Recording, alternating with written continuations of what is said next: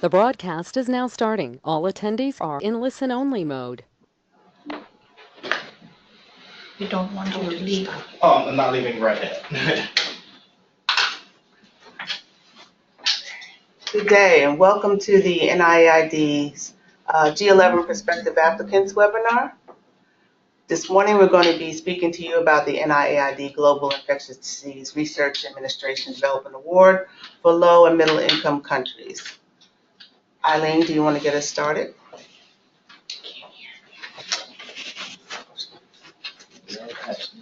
Okay, Eileen will join us shortly. Let me get us started. As we go through today's webinar, I just want to thank you again for participating and welcome you to the webinar. As we are presenting, you will have an opportunity to ask questions as we go along. So once each presenter finishes their presentation, you'll have the opportunity to ask questions after that presentation. And you send your questions in and we will respond to them as they're coming through. So today's presenters will be from the Office of Research Training and Special Programs, which includes Welcome Paul to the webinar. You have entered as an attendee in listen-only mode. Someone have their computer up loud. I can't control that. Okay, whoever has your computer up loud, can you please turn it down? The webinar presenters today include presenters from the Office of Research Training and Special Programs, which I will be one of the presenters, Paula Strickland. And then also we have Eileen Fiesta, who is also a program specialist.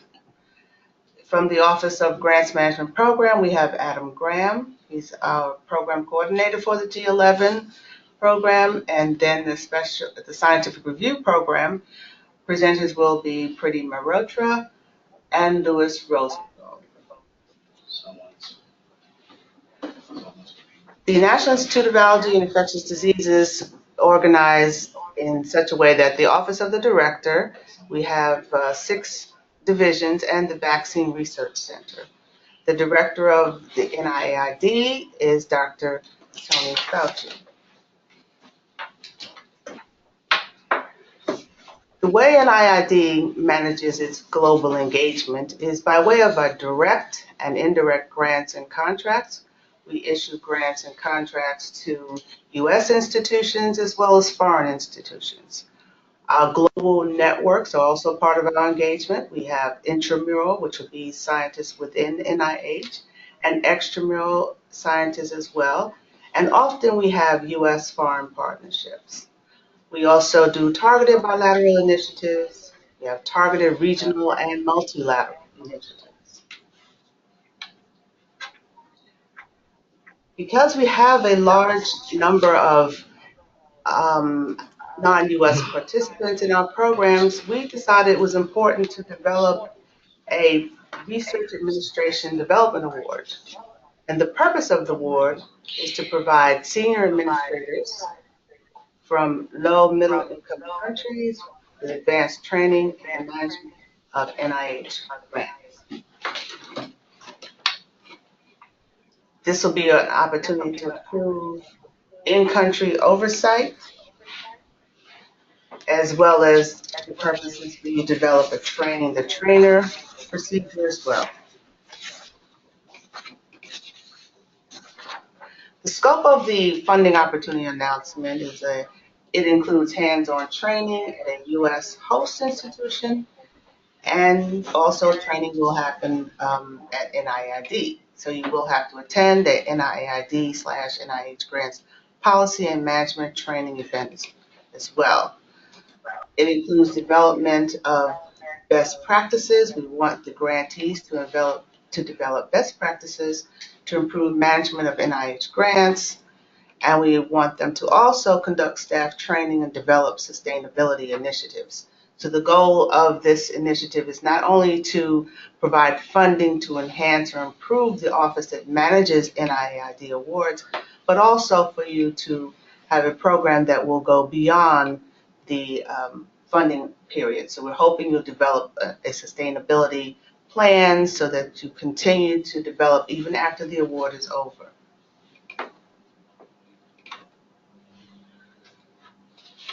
The letter of intent, we like to have the letter of intent at least 30 days prior to application due date, and it opens June 30th, and then the due date for this year is July 31st, 2018.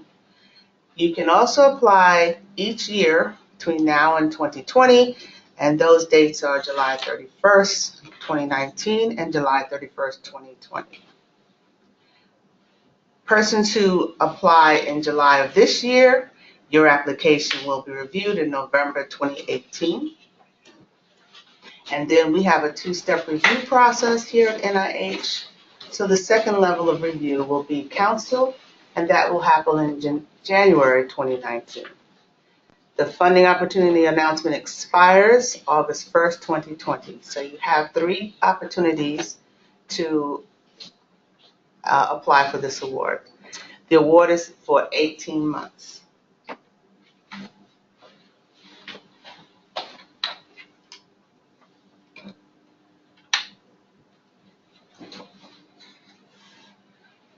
So what I have done so far is just to give you an outline of the purpose and scope. You'll be hearing next regarding the funding opportunity announcement, eligibility and requirements. We'll also give you information regarding budget considerations. Please take note of those considerations. Applications, submission, and peer review will be discussed today. And then at the end, we'll provide you some information regarding contacts and resources that you may find useful. If you have any questions, please submit your questions, and we will respond soon. The next presenter is Dr. Mehrotra, and she will talk to you about the funding opportunity announcement and related updates, as well as give you information regarding eligibility and other requirements. Good morning, everyone. As Dr. Strickland said, I am Priti Mehrotra. I'm Chief of the Immunology Review Branch here. I'm going to introduce you with the parts of the funding opportunity announcement and help you understand where to click what to get what information. So this slide shows you an arrow here. This work? Yeah. See here? Okay. I'm sorry. Yes, so here you should check the funding opportunity announcement periodically to make sure that if there are any notice that we published for the FOA, you will see it here. Right now it's none, but if there are any notices, that's where you will see. So even though you might have printed your FOA, but you should still periodically check it. The second important part in the funding opportunity announcement is here, where you would see some frequently asked questions. So we will be updating this periodically as we hear from the community if there are questions that needs clarification. With the question and response, they will be posted here. So again, we recommend you to periodically check the funding opportunity announcement to see updated questions and responses. And the next slide is just an example to show you when you click on the link, this is what you're going to be seeing, question and answer and response to our current PAR-18-335 G11. And then next is eligibility. This is very, very important part of the funding opportunity announcement for you to read it very carefully and to see whether you are eligible to apply for this G11 grant. I'm going to go with a little bit more detail in the next few slides, and that will help you understand whether you are going to be eligible or not, but this is very important point of the FOA. So let's see. As you know, as a foreign institutions are allowed, foreign component is allowed. If I go back, no, sorry. Foreign components are allowed. So as a foreign institution, within a foreign institution, which institution is allowed to submit the application? So the institution should be under low middle income country that's defined by the World Bank. So institution in the low middle countries, and then the institution in the middle income countries with the lower middle and the upper middle categories that are eligible to apply. And also the institution should be receiving NIAID funding currently. It could be a direct award to the institution from NIAID or as a sub-awardee. However, they should have received less than 2.2 million in either the total NIH grant as an investigator initiated or cooperative agreement support over the period of last 5 years. So this is very important to look at it, what you have received as an institution from the NIH. Is it less than 2.2 million in last 5 years? Yeah. Well, yeah. Okay. So the next, U.S. host institution. As you probably know from the FOA, that you have to have a U.S. host institution. It's a requirement of the FOA. Yes, you will be the prime institution submitting the application, but you must have a U.S. host institution. And the host institution is going to provide you, host institution should be able to provide a senior grants manager with the NIH grant management experience. And that person should be able to review and guide the grantee, the development of their staff training and the sustainability plan. This is the host institution person experience requirement. And also the host institution senior person, the consultant, should be able to oversee 2 grants management staff training sessions at the host institution. You want to make sure that appropriate grants management staff and the environment is present at the host institution that you will maybe planning to work with. And also the host institution should have received 5 million per year of the NIH grant funding in the last 10 years. That's the requirement for the host institution. Excuse me. The next is PDPI and the key staff on your G11 application. The PDPI, which is the program director and principal investigator of the application, should be a senior staff and have an institutional grants management and administrative responsibilities. That person could be a senior grants administrator, a business official, or the scientist with the grants management responsibilities.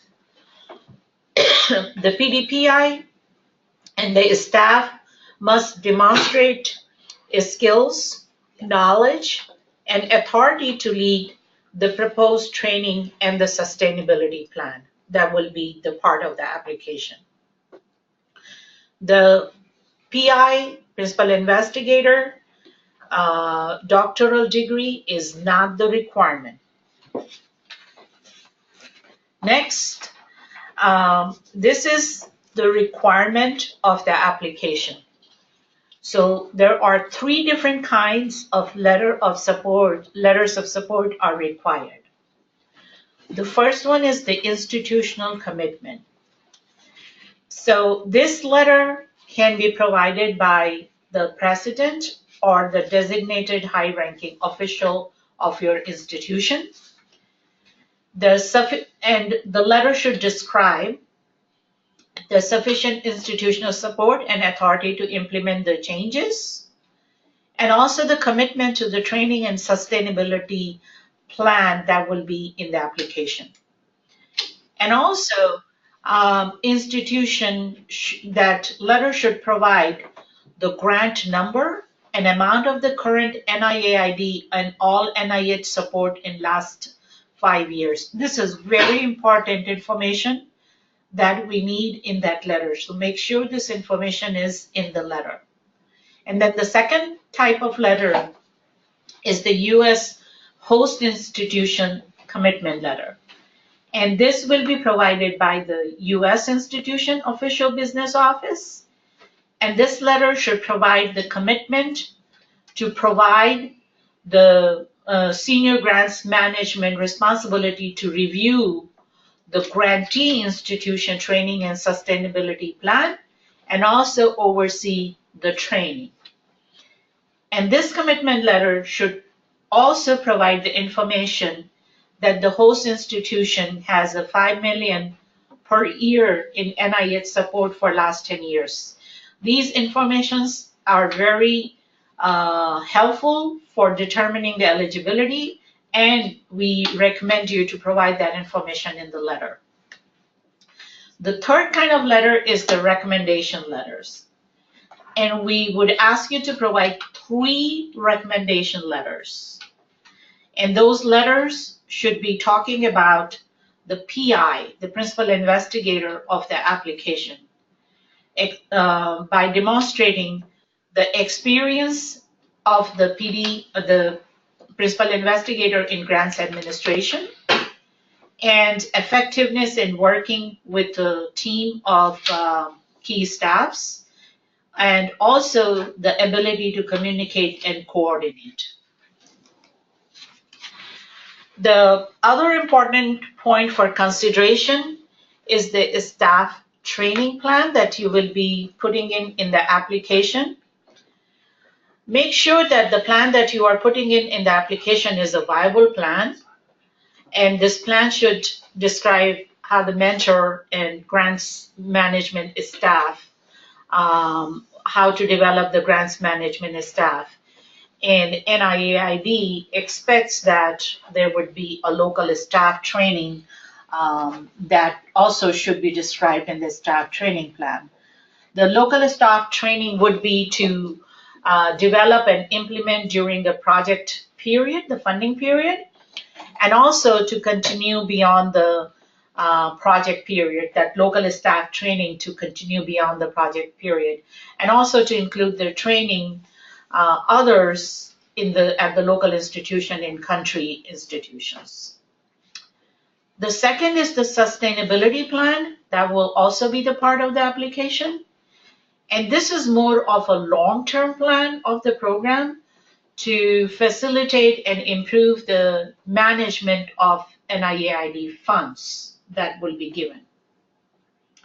And this will happen initiated during the award, and they continue also beyond the award period, and also should provide a clear timeline and the implementation of the plan. We encourage you to have innovative ideas that how you plan to maintain and implement this sustainability plan going forward. For example, you may include the development of grants management training program to ensure a pipeline of the competent grants management specialist, and also establish an institutionally sponsored research program office. If you have any questions, please submit it to the webinar, and it will be answered at the end. Yeah, okay. All right. I would like to introduce the next presenter, Adam Graham. He is a G11 program coordinator, and he'll discuss you about the budget considerations. Adam? Good day, thank you. We just wanted to cover a few general guidelines when you're submitting your applications in terms of creating your budget. First off, you're creating a budget for an 18-month period. This will be a single budget and a single project period for a total of up to $100,000 in direct costs and associated F&A. Be sure that the budget is a categorical budget submitted on an SF424. Okay, when we talk about direct costs are those that you can specifically attribute to this particular grant and the work you're doing on it. So in the case of this award, we would be talking about administrative and training and teaching responsibilities for these senior administrators, for which the award is being requested. Another category would be travel for the up to 2 foreign administrators to go both to the U.S. host institution and to come here to NIAID to get the training that is part of the program for that. Note there's a category for consulting. This is the you can charge consulting fees, but that is the limit that you can charge for the U.S. host institutions. And then lastly, a category for other was talked about the sustainability initiatives and the long term, and any costs that would be associated with those would go under other. Note NIAID does not provide escalation or inflationary increases, so please make sure you don't include those in the budget because they will be removed. Okay. And the other side of that is the indirect costs. These are things that cannot be directly attributable to the award. These would be things like overhead, building facilities costs, electricity, internet that are shared amongst other programs or other grants at your institution that aren't solely for this award. And as a foreign applicant, you can create request up to 8% modified total direct costs F&A for this award. Be sure that you refer to, and I've provided a link at the bottom of the slide, the latest NIH grants policy statement guidance on foreign F&A when you're putting this together, because this does change from time to time, and you want to be sure that you're using the most up-to-date guidance. And below is an example if you need one, how you might work up the indirect cost rate. The last component of putting together the budget is the budget justifications. This is where you kind of explain all the numbers and information you have in the budget, both direct and indirect. One of the common issues we see is the numbers in the budget justification don't match what is in the budget itself. You need to walk us through the budget. It needs to be in simple language. Try to avoid scientific or institute-specific language to explain the costs in your budget, and the math should add up and equal what is in the budget. And lastly, some tips. As was mentioned before, make sure you fully read the FOA and understood it before you move forward with putting together the application.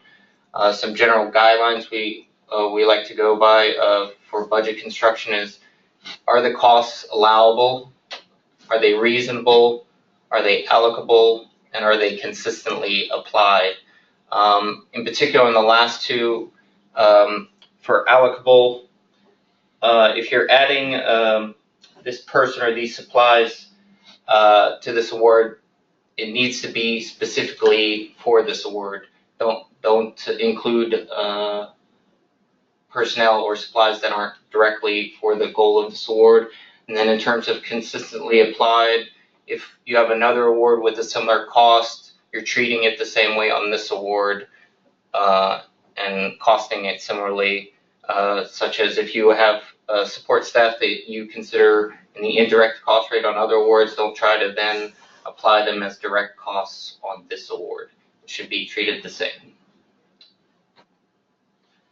And again, if you have any questions, we'll go into more detail at the end.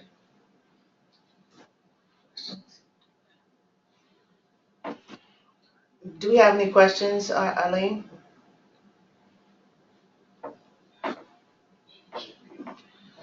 Okay. Next up, we have Louis Rosenthal, who will go over the application submission and peer review. Thank you. Good day.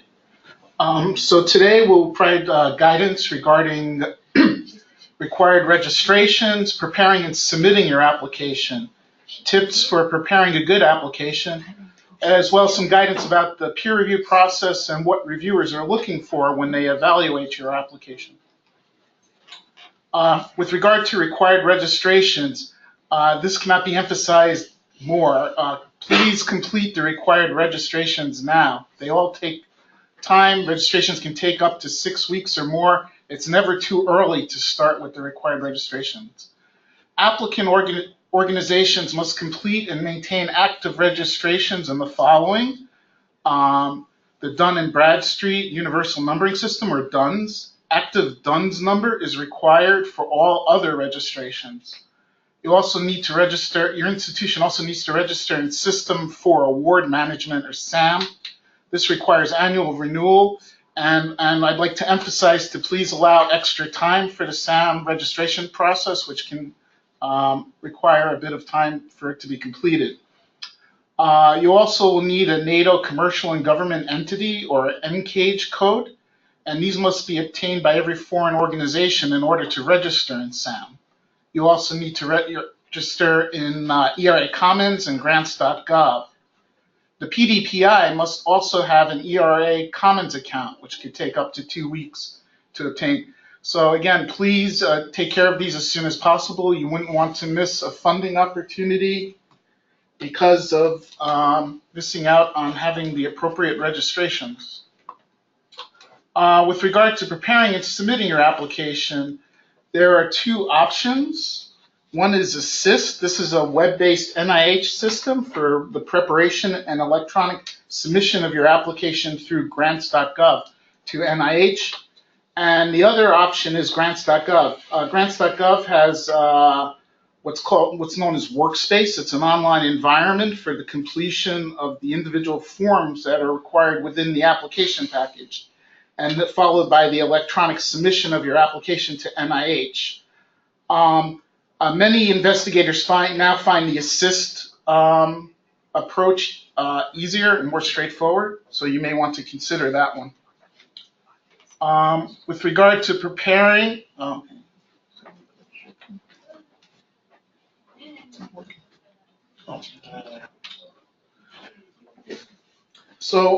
in the funding opportunity announcement, you can find 2 buttons. These are web links. One is to apply online using Assist, and the other is to apply using the Grants.gov workspace. So you would click on the appropriate link.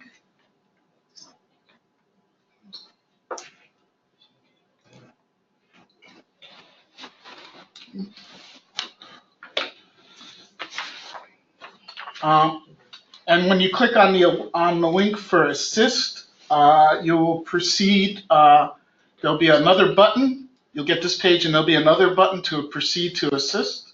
You click on that button, and then you'll come to this landing page.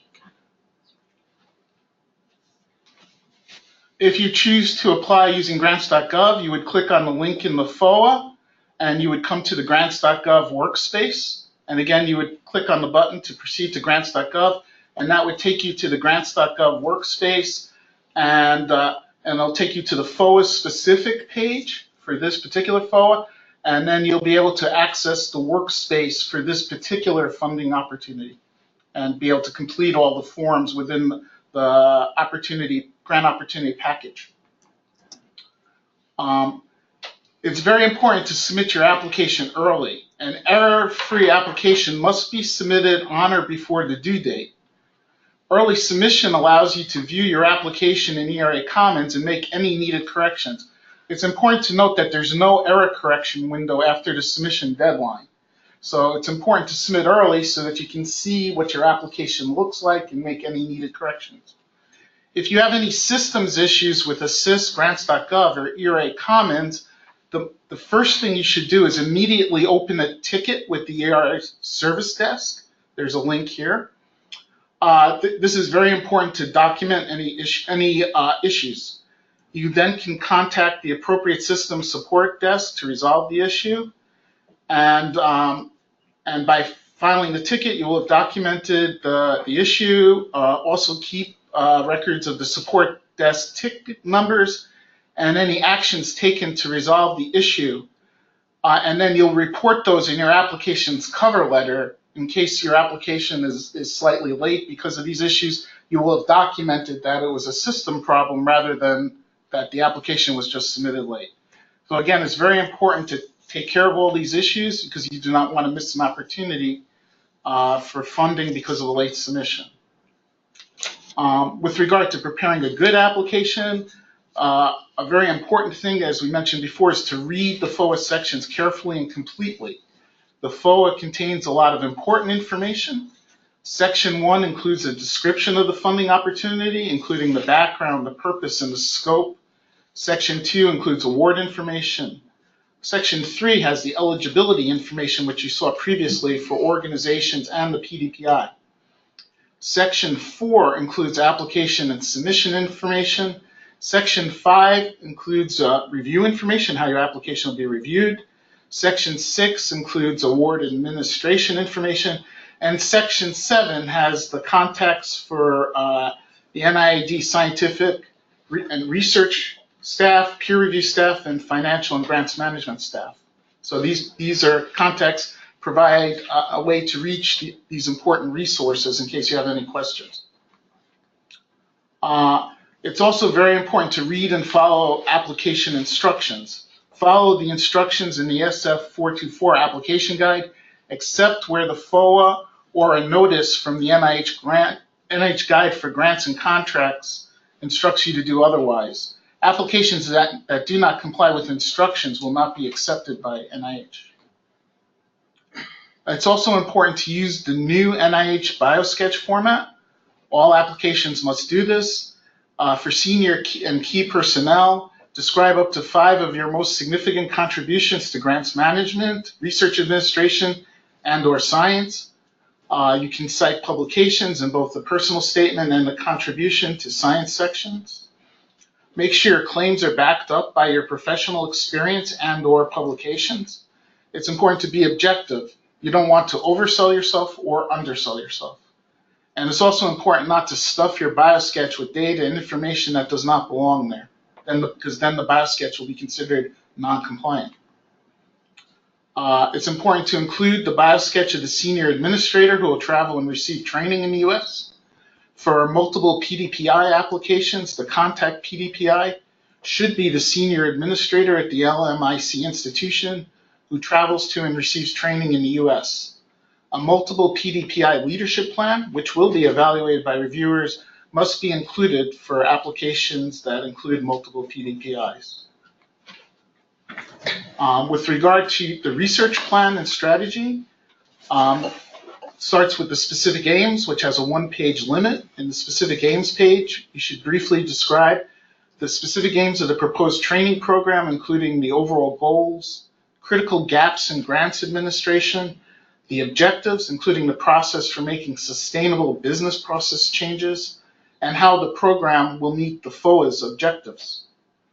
The research strategy section is a 12-page limit, and in that you should describe your training strategy and implementation of related business processes, and it also must include the following 3 sections: the Research Grants Administration Financial Management Plan, Staff Training Plan, and the Sustainability Initiative.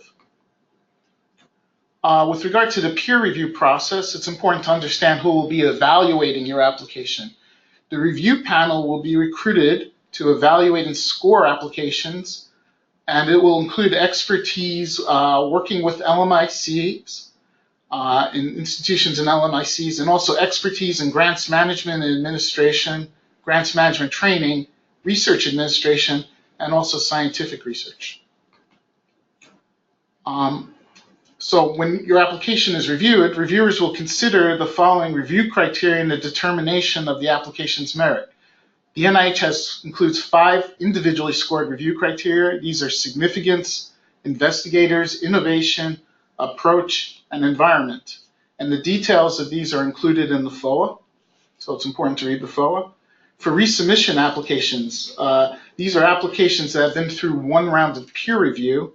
It's important to respond to comments from the previous scientific review group and describe any changes made to the project in the introduction to resubmission application section, which has a one-page limit. That's only for resubmission applications. If it's a new application, you would not include this section. Reviewers consider all of these review criteria in formulating an overall impact score for the application. With regard to significance, it's important for this FOA to focus on training and not on science. The proposed work should be well justified in terms of addressing deficiencies or gaps in the existing grants management and administration infrastructure. It should identify processes and or work tools. The staff training plan should facilitate the strengthening of your institution's grants administration. Again, it's important to pay attention to the detailed review criteria questions under significance in the FOA, and that'll be true for all 5 of these individually scored review criteria. With regard to the senior key personnel, you should focus on experience and expertise of the PDPI, the grants administrator, and U.S. consultant. In particular, the ability, authority to provide administrative leadership and direction, appropriate level of skills and experience. The U.S. consultant should have appropriate skills and experience in managing NIH awards to train a foreign senior administrator. With regard to innovation, focus on innovative ways to improve grants administration, staff training, and business practices at your institution. This could include creative and new ideas or strategies for improving institutional grants management training or business practices. With regard to the sustainability initiative, you may describe plans for a new idea or strategy for improving institutional grants management training or business practices that could continue beyond the grant period. For the approach, focus on the train-the-trainer strategies. Training plans should adequately identify specific needs, gaps in your institution's existing grants administration. Ensure your training plan will provide competency-based training in grants administration. If proposed, clearly describe plans for training grants specialists at other in-country institutions. For the sustainability initiative, describe the plan to continue training beyond the grant period. With regard to the environment, focus on both the LMIC institution and the U.S. institution. The LMIC institutional commitment should reflect the provision of adequate staff, facilities, training, and resources that can contribute to the planned efforts to improve grants administration. The U.S. institution should have the appropriate grants management staff and environment to adequately train a foreign senior grants manager. Now, each application after discussion will receive an overall impact score. Reviewers will provide an overall impact score to reflect their assessment of the likelihood for the project to improve oversight of NIAID grants or cooperative agreement awards and compliance with NIH funding policies, and to exert a sustained grants management business practice change, including training at the applicant's institution, that's the LMIC institution. And this will be evaluated in consideration of the 5 scored review criteria that we discussed: significance, investigators, innovation, approach, and environment, as well as additional review criteria as applicable for the proposed project. Also, for resubmission applications, responses to comments from the previous scientific review group and changes made to the project will be considered by the reviewers. NIH uses a 1 to 9 scoring scale, with 1 being exceptional and 9 poor. All assigned reviewers will provide scores for the 5 scored review criteria. All non-conflicted reviewers will provide a final overall impact score for each application after the discussion during the review meeting, using the same scale of 1 to 9. The NIH advises reviewers to consider 5 to be a good medium impact application, and to use the entire scale of 1 to 9, and then reviewers will adjust their score either more towards high impact or lower impact based on the 5 scored review criteria. There are important things to pay attention while writing your application. Reviewers are looking for these and other issues. For example, the research strategy should include well-described training and management plans. Should include the research grants administration and financial management plan, Plan to train grants management staff, and current and future train-the-trainer plan. Plans for monitoring and evaluating the training activities, development of training tools and materials.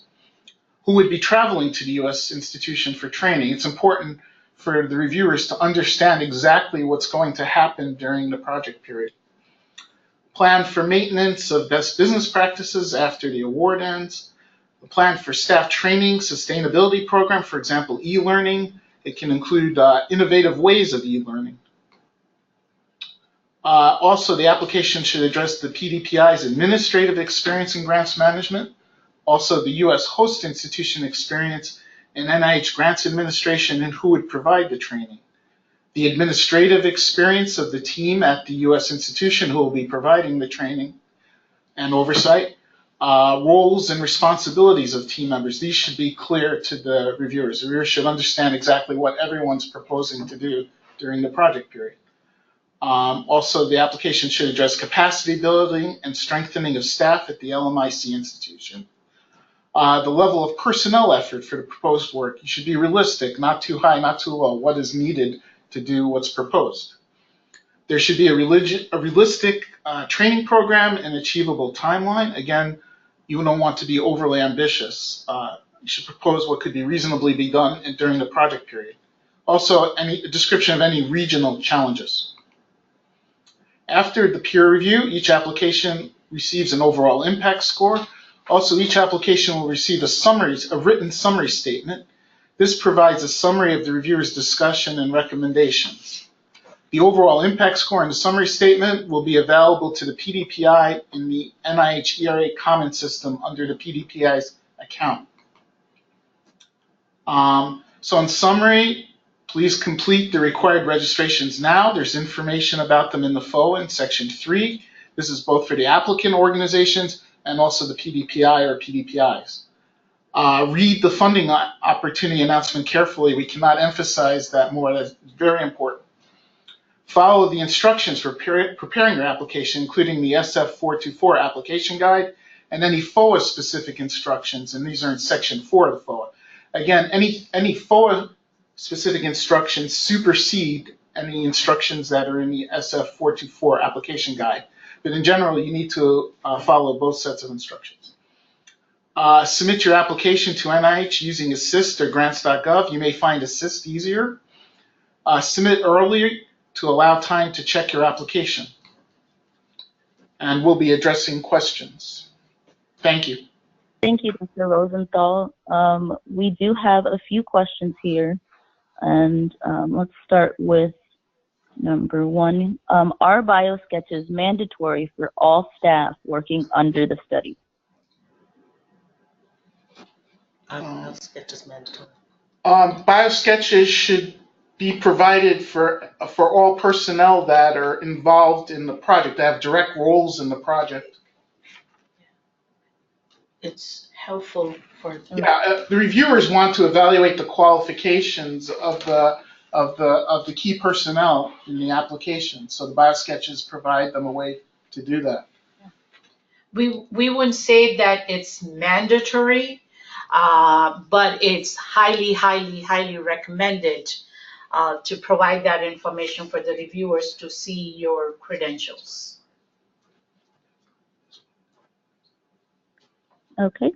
Next question we have is, can we apply as a single institution?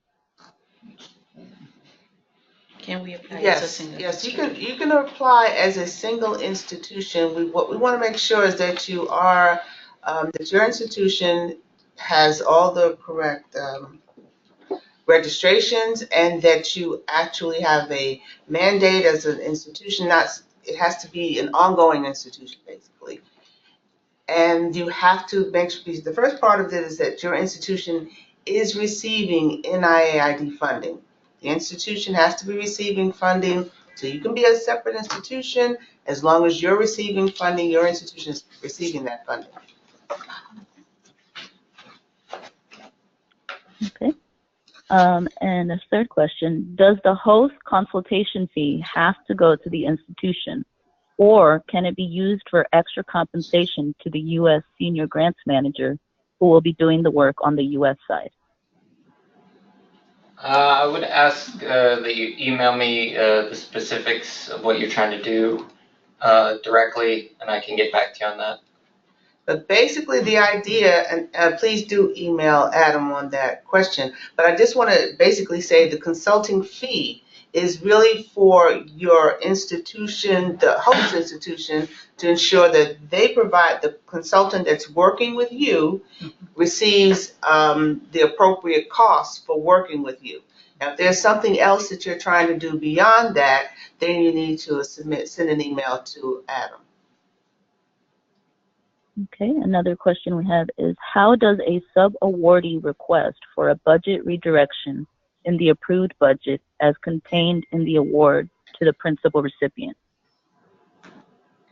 If I understand the question, the sub-awardee would discuss that with the parents. That would not be something that would be handled on our end.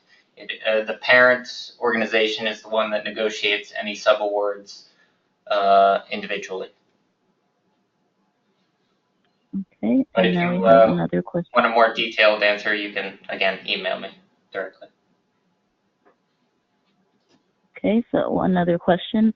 I would like to reconfirm, based on your advice below, whether medical and molecular laboratories is eligible to apply since it only has sub-awards with no direct awards.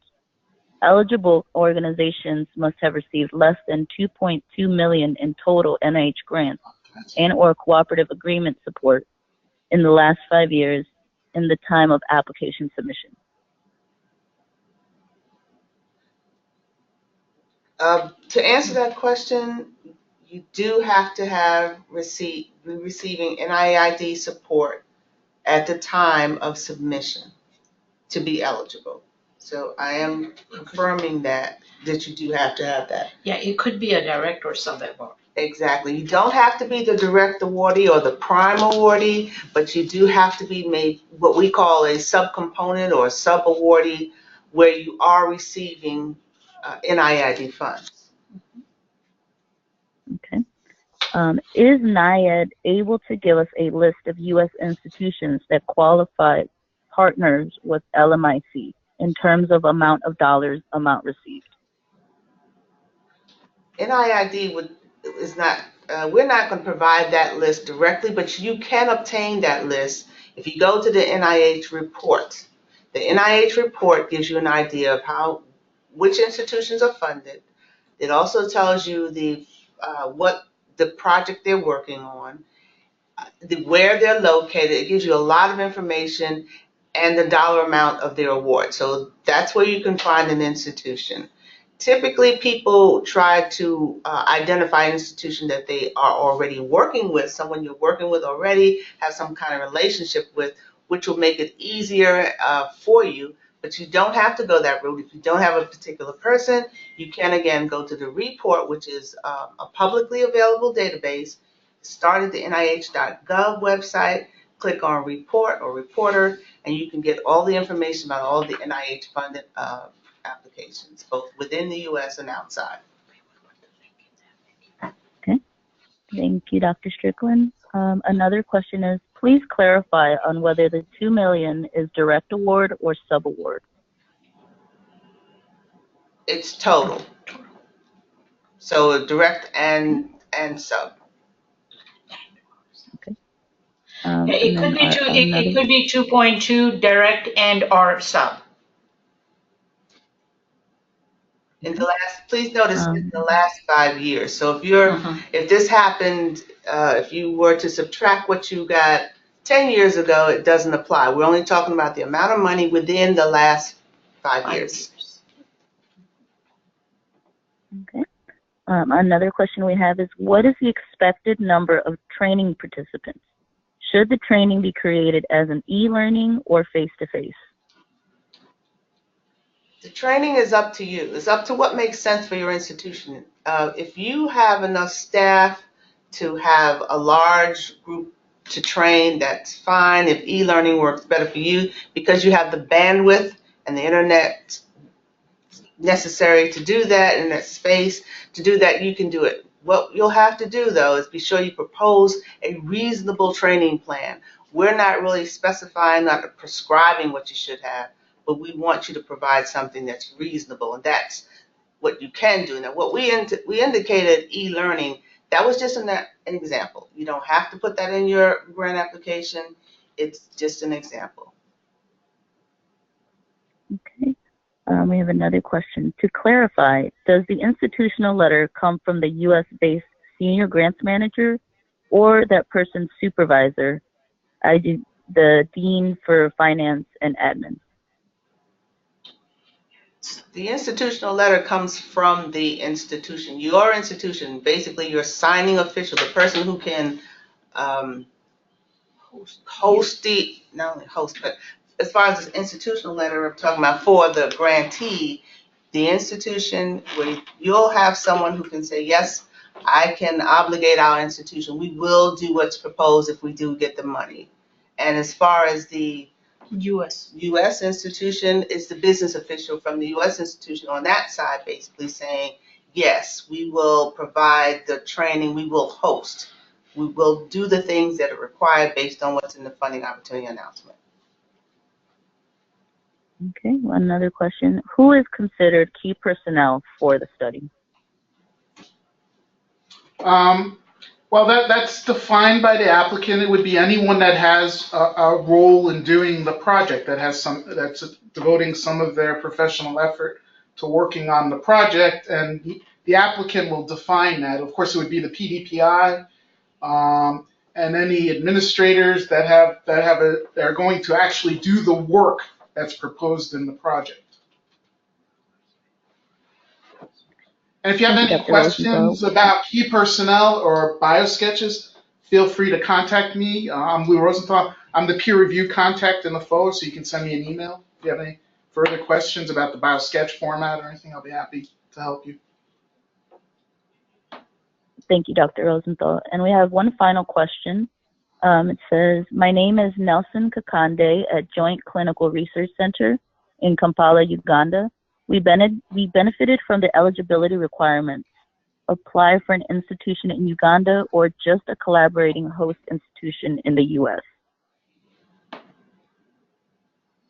What is the question? So I think they're asking if, will they benefit from the eligibility requirements? Do they apply to an institution in Uganda or just a collaborating host institution? It looks like there's some typos in here. A host institution in U.S. is a requirement of the FOA. So they have to have a U.S. host institution in their application. But the application has to come from the foreign institution and the LMIC. Yeah. So you need both. Right, you need both. Right, apply for an institution in Uganda or just collaborating. Yeah. So a foreign institution under LMIC defined by the World Bank plus a U.S. host institution willing to host the grants management staff from the institution in the foreign country. But the application must be submitted by the foreign institution. But the LMIC institution, it cannot be submitted by the U.S. institution. Okay, thank you. And that was our final question. On our next slide, we have important context. We encourage you to communicate with your program officer, scientific review officer, and grants management officer. So by clicking on any of the names on this slide, you will be linked directly to their emails. So don't hesitate to contact them if you have any questions. Please remember the submission deadlines. Applications must be submitted to Grants.gov by 5 p.m. local time. That is the local time of the applicant's institution or organization on the submission receipt date. The authorized organizational representative registered in Grants.gov is the only official with the authority to submit applications through Grants.gov. Our final slide today shows links that we feel you will find useful on your journey. Thank you again for joining us today, and we welcome any emails, any questions that you might have regarding today's presentation.